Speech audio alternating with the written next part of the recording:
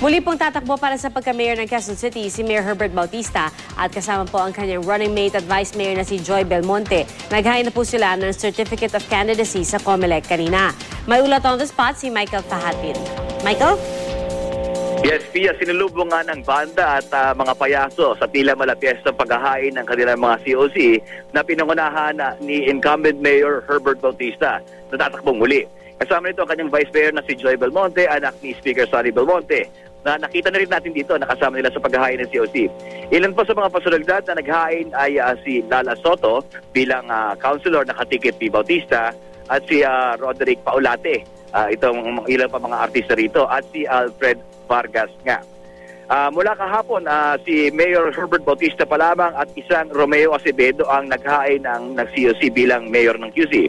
May mga balitang maaari maghain ito ng COC bilang mayor si dating senador at basketball player na si Sonny Jaworski at isa sa magkapatid na si Senator Soto o si Vic Soto. Pero ayon kay Mayor Bautista, sana ay hindi raw ito totoo.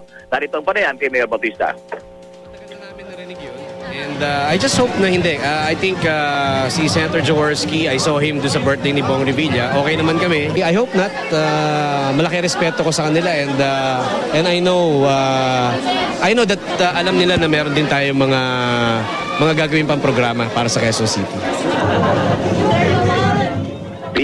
Patuloy kami nag-aantay dito sa Quezon City Hall para makita kung sino pa maghahain bilang mayor. At kanina alas 10 ng umaga ay sinuspindi na ang all levels ng pasok ng elementary at high school, maging privado man o pampubliko. Pia?